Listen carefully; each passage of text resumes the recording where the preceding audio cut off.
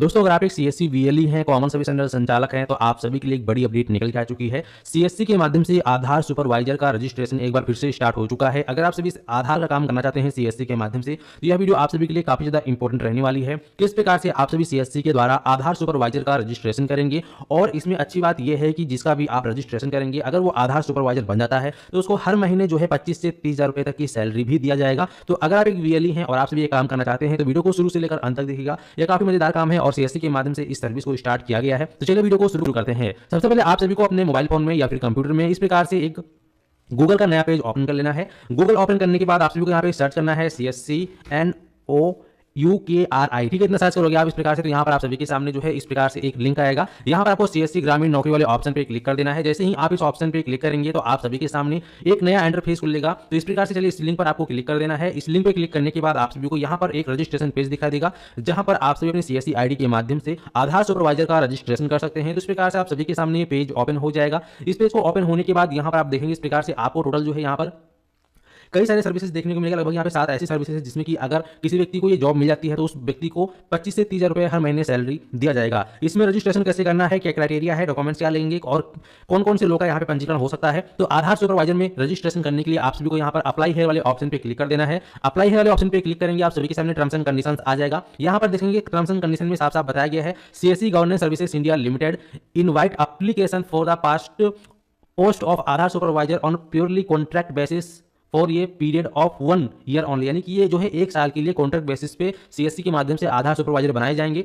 तो आधार सुपरवाइजर बनने के लिए यहाँ पे जो एजुकेशन क्वालिफिकेशन की बात करें तो यहाँ पे 10+2 यानी कि 12th पास होनी चाहिए, प्लस जो है कंप्यूटर की नॉलेज होनी चाहिए। साथ ही साथ यहाँ पे अदर टर्म्स एंड कंडीशंस बताए गए हैं कि उन्हीं लोग का एप्लीकेशन एक्सेप्ट होगा जो लोग जो है सीएससी के माध्यम से ये अप्लाई करेंगे। यहाँ पे साफ साफ लिखा है application are accepted through CSC ग्रामीण नौकरी पोर्टल ओनली। यानी कि ये एप्लीकेशन को सिर्फ सीएससी ग्रामीण नौकरी पोर्टल के थ्रू ही जो है एक्सेप्ट किया जाएगा। तो अब आपको यहाँ पे करना क्या है, इस पर क्लिक कर देना है। वीएलई के मन में सवाल उत्पन्न हो रहा है कि वीएलई भी इसके लिए आवेदन कर सकते हैं। तो यहाँ पे आप देखेंगे साफ साफ यहाँ पे ब्लैक बोल्ड कलर में लिखा हुआ है VLE are not eligible to apply for this position. यानी कि जो वीएलई है सीएससी वीएलई इस पोस्ट के लिए अप्लाई नहीं कर सकते हैं। तो अगर आप एक सीएससी वीएलई हैं तो आप जो है दूसरे के लिए यहाँ पे रजिस्ट्रेशन कर सकते हैं, या आपकी फैमिली कोई ऐसा व्यक्ति है जो कि 12th पास है प्लस जो है वो कंप्यूटर की उसके अंदर नॉलेज है, तो आप जो है उसका यहाँ पर आधार सुपरवाइजर के लिए रजिस्ट्रेशन कर सकते हैं। तो आप रजिस्ट्रेशन करने के लिए आपको I have accepted terms and condition पे क्लिक करना है और यहाँ पे एक्सेप्ट पे क्लिक कर देना है। जैसे ही आप यहाँ पे एक्सेप्ट पे क्लिक करेंगे तो आप सभी के सामने जो है इस प्रकार से एक इंटरफेस आएगा। यहाँ पे आपको मिलेगा लॉगिन एज ए वीएलई, आपको इस पर क्लिक कर देना है। जैसे ही आप लॉगिन एज ए वीएलई पर क्लिक करेंगे, इतना क्लिक करते ही आप अपनी सीएससी आईडी के माध्यम से इसके अंदर लॉगिन हो जाएंगे। लॉगिन हो जाने के बाद आपका सीएससी का जो आईडी है इस प्रकार से देखने को मिलेगा। अब यहाँ पर आप आओगे, एक ऑप्शन आपको देखने को मिलेगा आधार सुपरवाइजर, इस पर क्लिक करना है। रजिस्ट्रेशन का ऑप्शन दिखाई देगा, आपको इस वाले ऑप्शन पे क्लिक कर देना है। जैसे इस ऑप्शन पे क्लिक करेंगे तो आप सभी के सामने इस प्रकार से अब आपको 2 ऑप्शन दिखाई देगा, पहला है ईमेल, दूसरा है मोबाइल। तो यहाँ पे आपको सबसे पहले उस व्यक्ति का ईमेल आईडी डालना है और यहाँ पे उसका मोबाइल नंबर डालना है और आपको सेंड ओटीपी पे क्लिक करना है। इसके बाद उस व्यक्ति के नंबर पर एक ओटीपी जाएगा, वो ओटीपी आप डालकर वेरीफाई कर लेंगे।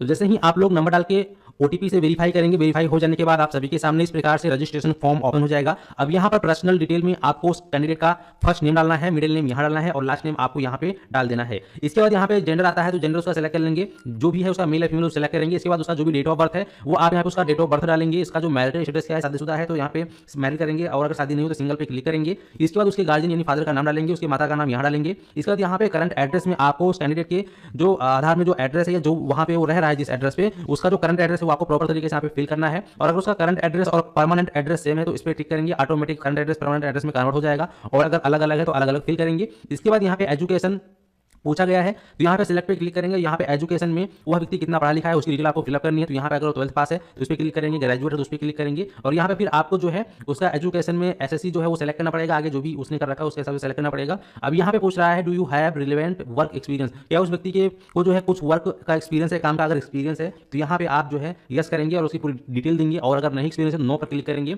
इसके बाद यहाँ पे फर्स्ट जॉब लोकेशन प्रेफरेंस, यहाँ पे जो है अब आपको 3 स्टेट और 3 डिस्ट्रिक्ट में आपको जॉब करने के लिए ये आपको ऑप्शन दे रहा है कि अगर आपको इन तीनों में से कहीं भी काम करना पड़े तो आप आसानी से जा सके, तो वो अपने अकॉर्डिंग आपको सेलेक्ट करना है। जैसे कि यहाँ मान लो अगर मुझे उत्तर प्रदेश में करना है तो यहाँ पे मैं उत्तर प्रदेश को सेलेक्ट करूंगा, ठीक है। इसके बाद अगर आपको आगरा में करना है तो डिस्ट्रिक्ट आगरा को सेलेक्ट करेंगे, किसी और डिस्ट्रिक्ट में करना है तो वो सेलेक्ट करेंगे। इसी प्रकार से आपको यहाँ पे फिर से आपको अपना स्टेट सेलेक्ट करना है।